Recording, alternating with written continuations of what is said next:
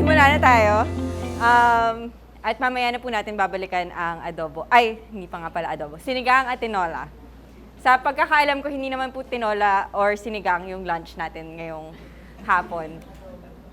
Okay, so ang heritage or ang pamanang lahi ay iba't ibang aspeto ng ating kultura na nagpapakita ng ating mga tradisyon, kaalaman, pinaniniwalaan, paninindigan at pinahahalagahan.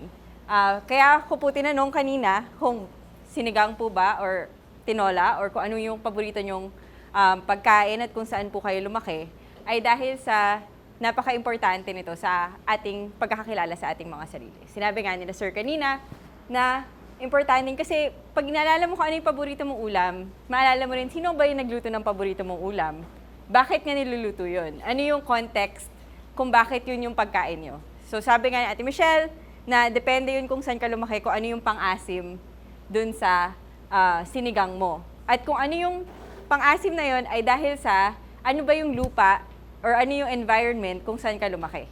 So, lahat yan mula sa kumain ka lang ng sinigang na baboy ay aabot sa wait lang. Bakit baboy? Dahil ba wala kang fish sources? Bakit batuan yung pang-sigang mo? Bakit, etc., etc. At lahat yun ay babalik actually hindi lang sa archaeology at aabot siya hanggang sa Shopee. Pwede rin aabot siya sa Shopee at kung ano yung madedeliver ni Shopee sa'yo. Pero kung sa ano yung lupa dun sa lugar nyo. Like ano yung kayang tumubo dun. So babalik ka sa geology at sa landscape mismo kung saan ka nanggaling. At kasama na rin dun ang lahat ng values na nakapaloob sa pagluluto na yun. Like pang-isahan lang ba siya? Pang-pamilya ba siya? Pag niluluto, lahat yun ay kasama. At dahil doon, so ako po ay naniniwala dito. So maraming parts ang ating heritage. Merong heritage na mga building, may heritage na yung mga nakahawakan, nakikita, yun yung mga tangible. At meron yung intangible na heritage, so yung ating mga sayaw, mga kwento, mga kanta. At naniniwala po ako na ang heritage ay nasa lahat ng lugar. At lahat tayo ay alam natin yan. Aaring nakakalimutan or hindi masyadong napapansin. Pero, pag pinag-isipan natin siya at nagtingin tayo ng mga pictures at nakipagkwentuhan tayo sa ating mga lolo't lola or sa mga kasama natin sa komunidad, ay may realize natin kung ano nga ba ang heritage natin. At isa pa, ay na ang pagkilala sa ating heritage ay nag-require ng commitment at ng may kaakibat yun na responsibilidad at na kailangan mo siyang damahin. So, hindi lang siya sa pag-record or hindi lang siya sa pagtitingin, hindi lang siya sa pag-preserve, pero kasama dun yung pagmamalasakit mo dun sa kung ano man yung pinapahalagahan mo. So marami siyang kasamang love. At tulad lang ng maraming kasamang love yung patatim at yung pochero at yung lumpiang Shanghai kahit na ninanakaw siya sa party. So lahat yon ay may kasamang care. At yung heritage education naman mismo ay isang approach. So naniniwala po ako na lahat kayo ay ginagawa niyo na rin siya sa inyong mga classroom, na parang paano nga ba matututunan ng mga bata yung kasaysayan nila at yung kultura nila na may sense ng, wait, kasaysayan at kultura ko to. Ang mahirap sa school, nung lumalaki po ako, ay laging parang ang layo-layo ng mga bayani. Parang, hindi ko naman sila kilala.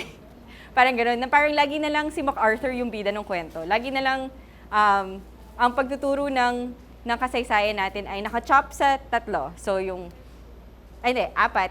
Yung very, very short na pre-Spanish, tapos may mahabang Spanish period, tapos may dumating yung mga Americans at wow, napaka-thankful natin sa kanila dahil napakagaling nila sa benevolent assimilation. At then, dumating yung mga Hapon, tapos nandito na tayo sa current. Parang ganun siya, palagi. Pero, paano natin yun nakokonekta sa sarili nating mga buhay? Or paano natin siya nakokonekta sa buhay ng mga bata na lumalaki sa Pilipinas ngayon? So, ako po ay very big fan ng sense of place na concept. So, kaya ko rin po tinanong kanina kung saan po kayo lumaki ay dahil sa paniniwala na malaki yung pagbabago kung paano mo nakikita yung mundo, depende kung saan ka lumaki or saan ka nakatira. At dahil doon, naniniwala din ako na una, bago ka mag-explore ng world or ng universe or ng ibang mga lugar, ay dapat ma-explore mo yung sarili mong lugar.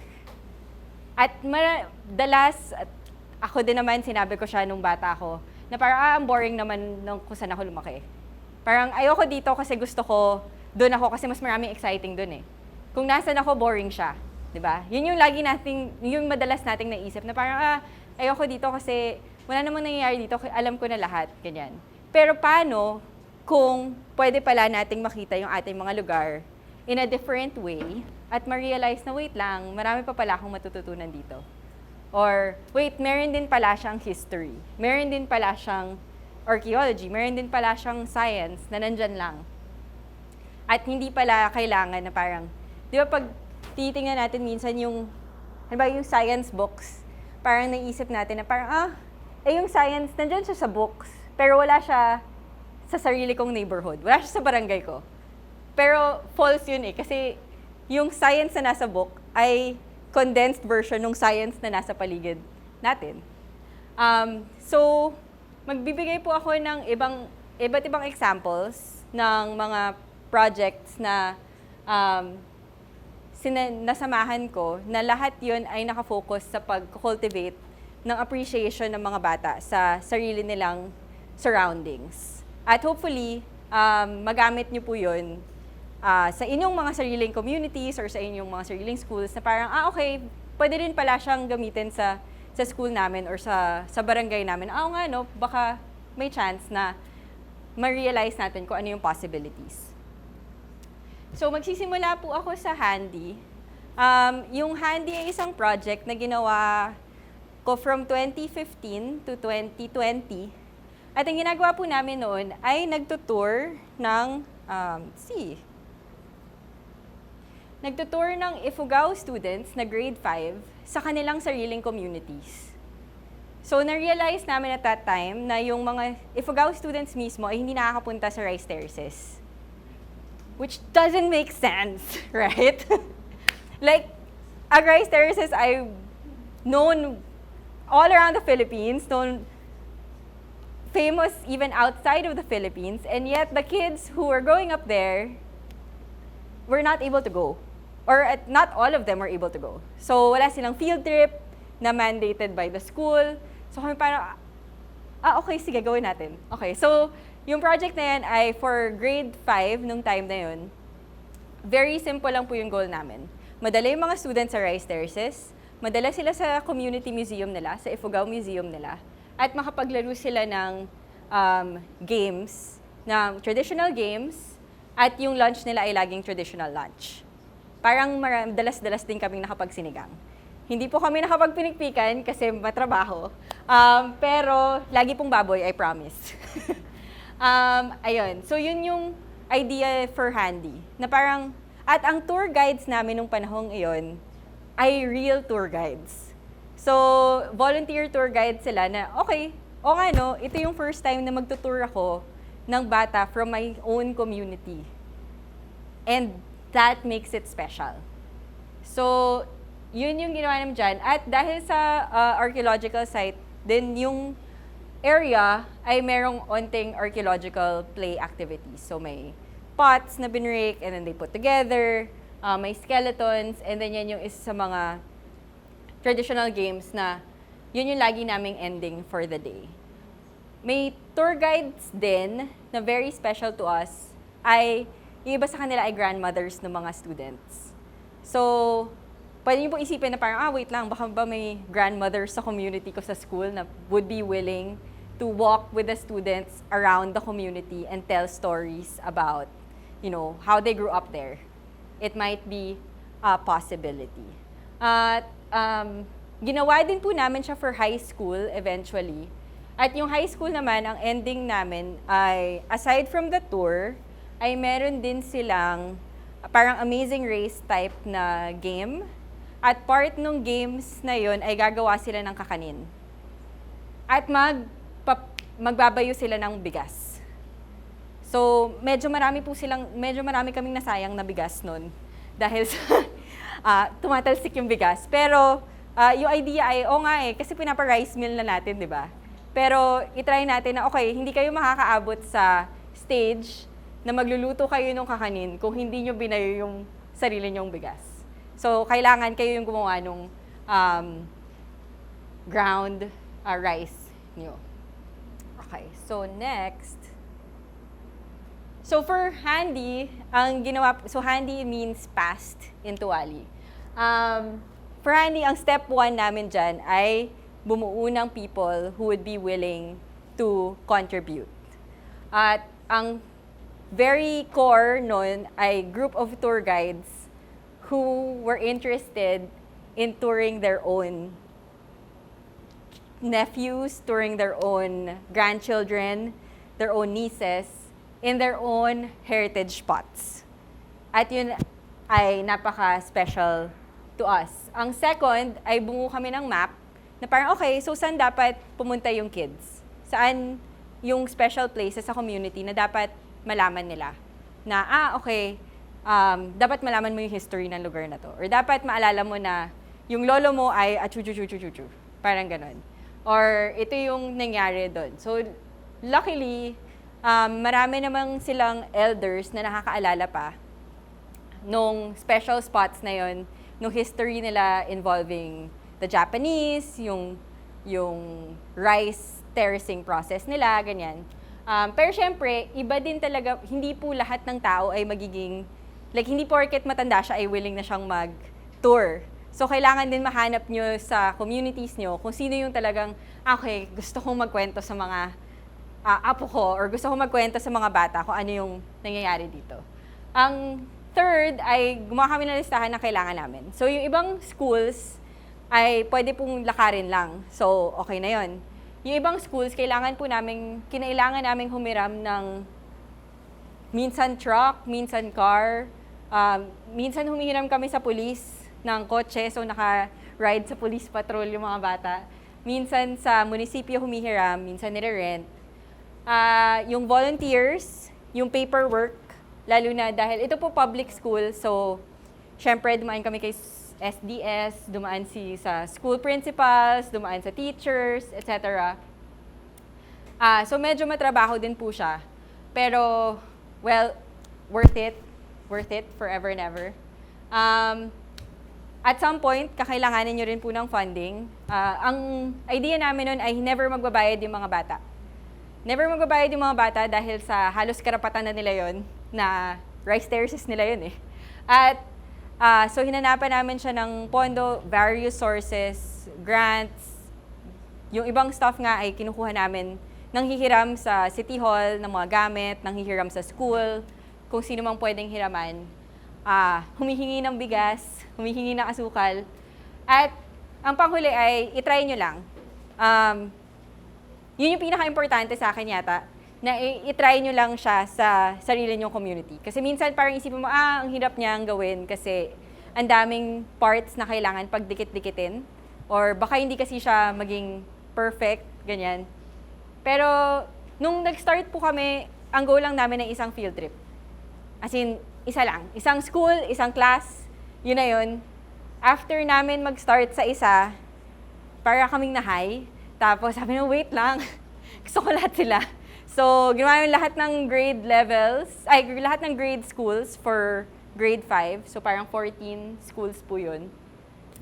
After namin maka 14 schools, sabi namin, wait lang. Gusto ko pa. So, inulit namin siya a second year, a third year. We did for 5 years. Gumawa kami ng ibang high school, a few high school editions. And then, at some point, nagpa-contest kami. So, nakabuo sila ng alphabet. So, high school yung gumawa nito. So, basically, ang idea lang is contextualize yung alphabet mo para hindi siya A is for apple because wala namang apple dito. Okay, so, yun lang po. Although, nakabasa ako recently na parang meron nagtatry mag-grow ng apple sa Pilipinas. And in that case, pwede na po tayo mag-A is for apple. Okay, so second, for the second example is a project in El Nido, Palawan. And this one involves an archaeological project that is almost 1998 nag-start yung paghukay mismo. So that would make it 25 this year. Yung archaeological project ay 19 years old mismo. So, medyo matanda na po siya. At dahil po doon, nung una po akong sumali sa project na yun, nung 2015, ay na-realize ko na, wait lang. So, yung mga mas matanda pong generation ay parang hindi sila doon lumaki, mga migrant sila. So, parang okay yung archaeology sa archaeologist yan. Pero yung mga bata po, at dahil sa 24 na nga ganyan. So, sa kanila, yung archaeology ay, kung ako nakatira ako sa school at yung buong universe ay school, sa kanila yung nakatira sila sa archaeological site. Hindi po ako nakatira sa archaeological site. So, feeling ko napaka-special nung worldview na yon. Parang nakatira ako sa archaeological site. So ang challenge nun ay pag-cultivate nung idea na, okay, so dahil sa nakatira ka sa archaeological site, ano ang pwede namin gawin for you as archaeologists? At ang isa po dun ay, dun ko rin natutunan ang geology. So, nag-geology naman po ako sa high school, nag-geology na naman ako sa college, pero feeling ko, okay, mga bato. So, pero dun ko na-realize na, wait lang, kuweba kasi siya. So, siya po si Ile, isa po siyang very special cave. At dahil sa kuweba siya, ay napaisip ko, okay, so bakit may kuweba? At paano nabubuo ang kuweba? At ano yung processes na involved? Ano yung ibig sabihin dahil kuweba siya? Ano yung nakatira sa kanya? Sino yung nakatira sa kanya? So, dahil doon naging special, na-realize ko na, okay, so, yung science at yung geology na natututunan ko sa libro na parang limestone and sedimentary rock, ay dito napakadali niyang maintindihan. Pero ang difference ay yung students sa schools na very, very close to it ay walang access dun sa books na yon. So meron kang gap na hindi nagbe-meet. So meron kang outsiders na dumadating na, okay, alam namin kung ano yung cave, alam namin kung ano yung dyan, pero hindi naman sila everyday nag-interact with the amazingness that is Ile Cave, right? And so yun yung parang okay, di kailangan siya gawin. At dahil sa kailangan siya gawin, so si Ile po ay isang very, very special cave. At siya po ay 250 million years old. So, merong fossil siya sa kanyang walls. Hindi ko po nasama yung pictures ng fossils, pero pwede ko pong pakita mamaya. Na nagpapatunay sa atin na matagal na ang kanyang kwento. At bukod doon, ay nakatira siya sa isang valley. Hindi ko sure kung nakikita nyo. So, meron siyang cave family. Ilan din sila sa valley na yon. At lahat sila ay archaeological site. So, kahit alin sa kanilang puntahan mo, ay archaeological site sila. At ano yung kwento ni Ile? So, si Ile ay may stone tools and tiger bones na over 10,000 years. Nasa kanya ang isa sa pinakamatandang ebidensya ng ube sa Pilipinas. Meron siyang thousands of years na tambak ng shells, na tambak ng shells. Hindi pa po ako nakakita ng gano'ng karaming shells sa buhay ko. Marami po talaga, promise. As in, sako-sako. As in, kaya niyang punuin tong kwartong to. Ganun karaming shells. At meron siyang cemeteries, meron siyang really old cremation cemetery. So, ang dami mong pwedeng matutunan. Iba't ibang topics, iba't ibang sites ng archaeology. Sila ay isang whole presentation by itself. Pero, so, dahil doon, at dahil matanda na rin po yung project, ay meron na siyang little museum on site. At para ma-connect yung, okay, ito yung archaeological site, okay, ito yung museum. Sa Ile po kasi ang closest na museum sa kanya, meron sa susunod na 2 barangays away, pero napakaliit na exhibit din. At aside from that, meron kang 6 hours na travel papunta sa isang Palawan Heritage Museum sa Puerto Princesa or 9 hours na travel papunta sa National Museum sa Quezon, sa Tabon Cave. So, yung concept mismo ng museum ay ang hirap mag-grasp kung napakalayo mo sa ibang examples. So, parang, okay, so ano yung kailangan natin gawin? Ang isa sa mga ginawa namin doon ay from may year na ang goal lang namin ay pasadahan lahat ng grade levels. So, from preschool up to grade 10 at that time, ay may activities kayo with us para lang ma-catch all. So, for preschool, merong storybooks, may coloring sheets. For grades 4, 5, 6, merong iba't ibang activities na parang same as yung ginawa for handy, na yung pots and yung skeletons and yung storytelling. And then for high school, yung goal was, pwede kayong matuto sa sarili nyong barangay. So nagdadala kami ng geologists to come over and tell them na, okay, ito yung natutunan nyo sa school. Or for stargazing, and ito ay yung favorite kong activity. So yung pop-up museum, ang instructions namin for pop-up museum ay magdala ka ng isang bagay na may meaning for you or your family. At hindi siya kailangan mahal. So, hindi ka nag-expect ng jewelry box ni Lola na pag dinala mo sa school, baka mawala mo at hindi mo na mauwi. Hindi siya parang Tupperware na mapapagalitan ka lang ng nanay mo. Medyo ibang level ng pagalit yun. So, yung mga students ay nagdala sila ng very common things. And yun yung ginawa namin na parang, okay, it's a little museum, and you display it and you tell the story. So it involves storytelling, it involves history, and understanding each other. Very simply understanding each other. So like may kids na nagdala ng pail, like balde, kasi yun daw, kasi nag-iigib sila ng tubig at feeling nila yung balde ay parang sign ng community nila. Or may kids na nagdala ng fishnet kasi mangingisda yung magulang. May nagdala ng lupa, isang onting lupa na naka-plastic kasi yun yung magsasaka yung parents and grandparents at yung lupa lang yung pamana sa kanila. So yun yung very significant for their family. So yun yung very short but memorable exercise for us na, okay, ito yung mga bagay na kino-consider mo important. In the same way na yung mga ilalagay natin sa museum ng archaeology ay mga bagay na kino-consider nating important at mga bagay na pinapahalagahan natin. And then for a museum box, so yun yung isa pa naming exercise na ginawa. That one ay groups of children, high school level din namin to ginawa.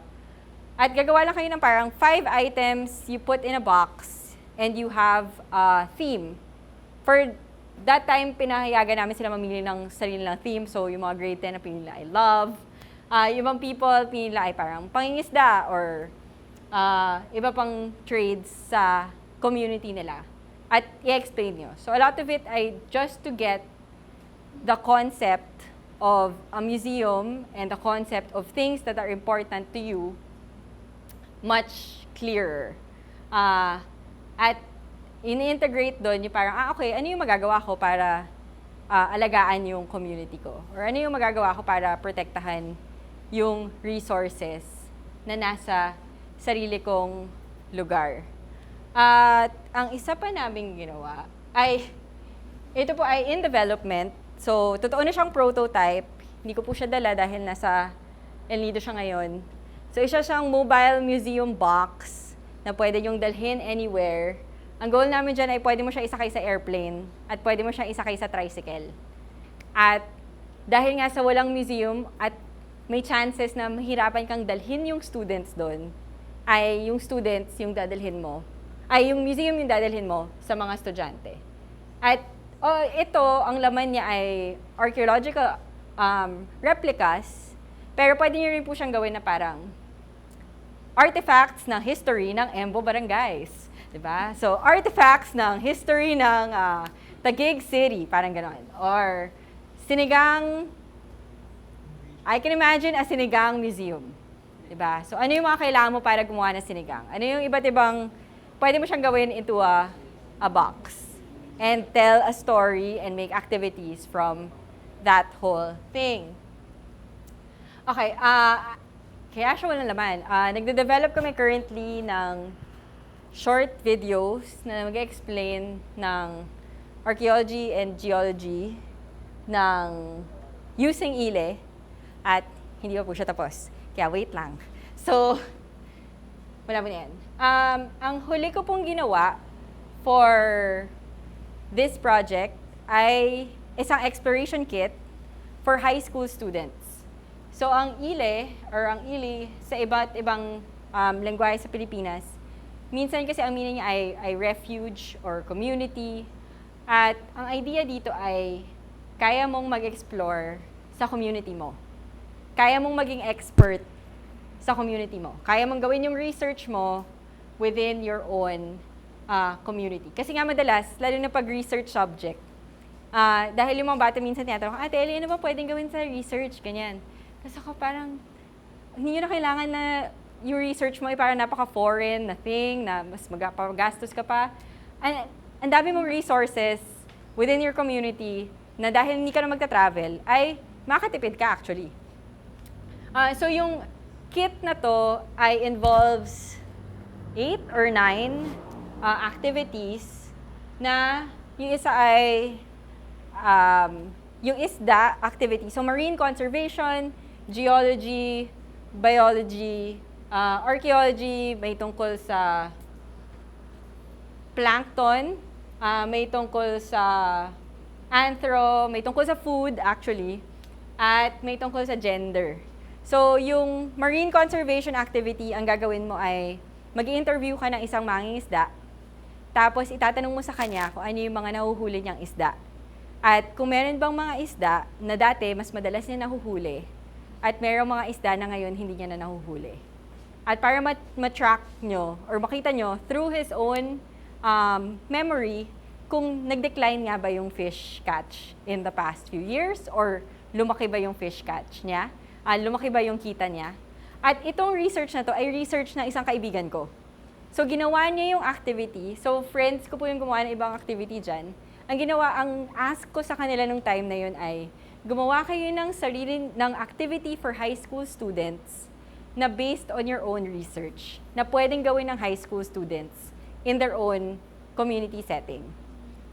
And that is why, ganun yung concept niya. Yung other one, yung isa ay pupunta ka sa isang mataas na lugar sa community mo at idodrawing mo kung ano yung nakikita mo. Idodrawing mo yung landforms, gagawa ka ng mapa, idodrawing mo yung mga water sources, at titingnan mo kung ano yung hazards. Yung kaibigan kong po ito, dati siya nagtatrabaho sa Project NOAA. So, naghahabol siya talaga ng mga disaster, kaya yun yung kanyang activity. Yung isa ay pupunta ka sa body of water at titingnan mo kung ano yung mga buhay na nandun sa body of water na yun. At after mo tingnan yung mga buhay sa body of water na yun, i-connect mo sila at kung paano sila nag-i-interact sa isa't isa. Yung archaeology activity ay iisipin mo kung ano yung mga gamit mo na ginagamit mo nung baby ka, like meron ka bang favorite toy, and then iusog mo yun, parang ano yung favorite toys mo nung nasa elementary ka, ano yung mga gamit mo nung elementary ka, na hindi mo na ginagamit ngayon. At pagdating mo na high school, ano yung mga things na ngayon sila na yung important sa'yo, na hindi na ito yung mga important sa'yo dati.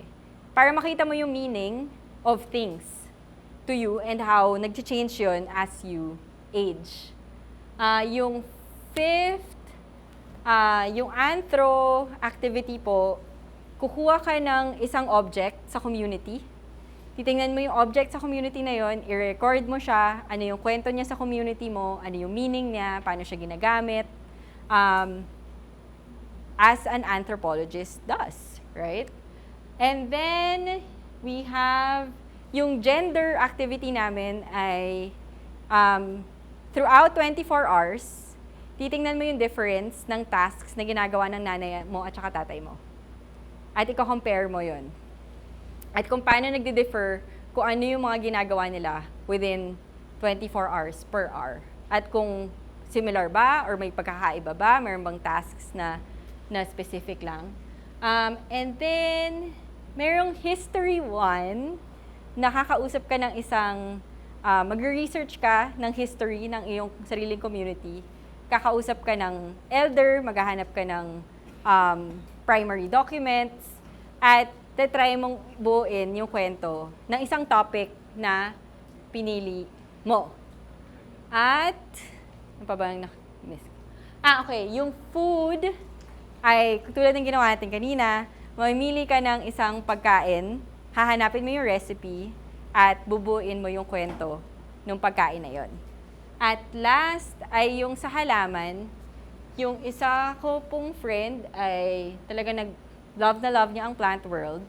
So ang gusto niya gawin dito, mamimili ka ng 2 halaman sa community mo, paano siya ginagamit, anong parts niya, yung useful, at pag pinagsama-sama mo yung mga halaman na pinili ng isang class, di ba, kabuo ka na ng parang little library of ano ba yung plants na nag-exist in your community, which is a biodiversity assessment.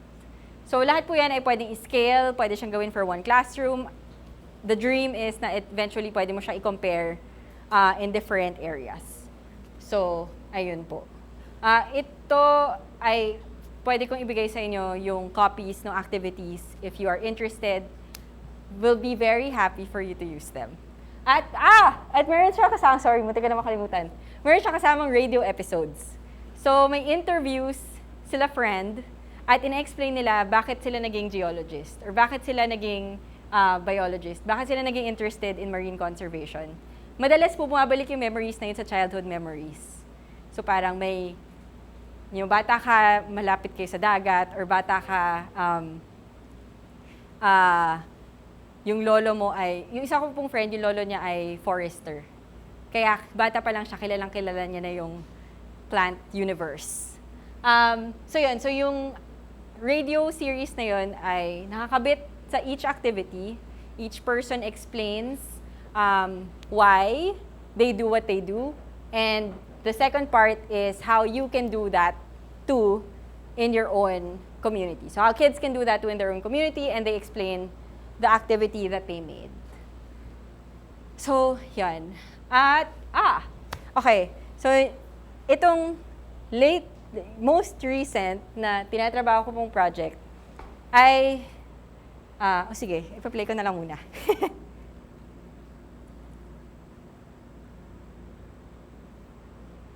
I'm Ellie de Castro, an archaeologist and National Geographic explorer from the Philippines. I spend most of my time finding ways to help children learn more about their own heritage. I brought kids on field trips to heritage sites in their communities, taught kids about the archaeology in their backyards, and created an exploration kit to get high school students more curious about their own places. Recently, I've been exploring my personal heritage that led to a journey of historical and geographical exploration. 2 years ago, I learned that my dad studied at Nellie E. Brown Elementary School, a public school in Olongapo City, part of a former U.S. naval base in the Philippines. Unlike other place names which tell stories about important people, sites, or events, I found out that no one really knows the story behind the school's name. Who is Nellie E. Brown? It seems that the school's official narrative was historically inaccurate. We started by asking some family members, and then we asked the local community. We've gone to government offices, newspapers, historical societies, and different archives. But no one seems to know or remember who Nellie E. Brown was. It didn't help that a lot of public records were destroyed during volcanic eruptions, typhoons, fires, and floods. With a group of explorers from the US and the Philippines, we are trying to solve the mystery behind the naming of Nellie E. Brown Elementary School. Can you help us find Nellie E. Brown? Yun. So, una, kung kilala niyo si Nellie E. Brown, pwede niyo po sabihin sa akin. Pangalawa, aside from finding Nellie E. Brown, as you can see, nagko-connect siya, right? From Handy to the Dewell Valley Museum to finding Nellie, ay lahat siya nakasenter sa kilalanin mo muna yung sarili mong lugar. Nung habang ginagawa yung exploration kit, ang iniisip ko nun ay, okay, so yung mga students, sinasabihan ko sila na aralin nila yung sarili ng communities. Pero actually, hindi ko pa siya ginagawa. And then, dumating tong project na to. So, and then dumating yung mystery of finding Nellie E. Brown. And then, okay, ito po yun for me.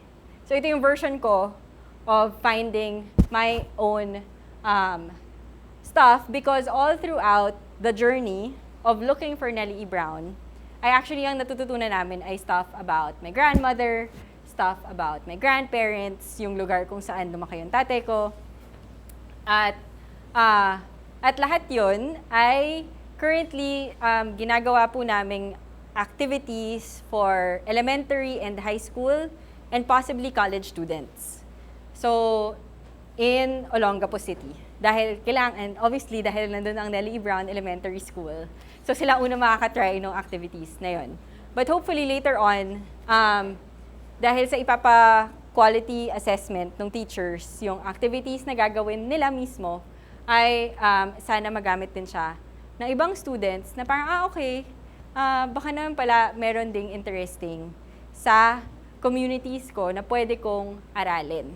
At yun yung goal ng activities na gagawin namin dito, ay parang gagamitin yung story of us going through all the government agencies and the libraries and the community members na children can realize na okay, I can do it too.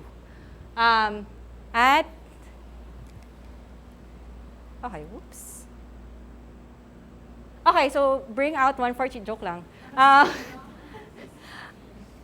Classroom eh. Okay, so pwede po ba akong makahingi ng 2 volunteer? Please. Wala po siyang grade. Fun po siya, I promise. Sige na, please. 2 volunteers. I promise fun po siya. Volunteers pa or the teachers? Pwede Yes, volunteers from the teachers. I need 2. Promise po, pang ano lang to, pang pagana bago tayo mag-lunch. Tatawag na lang ako. Ay, magtatawag daw siya. Pag wala nasagot, tawagin. Sige na po, please. Wala po ba talaga mag-volunteer sa mga teachers? Magtatawag po ba talaga si JM? Wala. Taga-tagig niya ka. Nasaan po yung mga... Tagigan ano. Nasaan po yung mga taga-tagig? Okay, ma'am. Nasaan po yung mga taga-Marikina?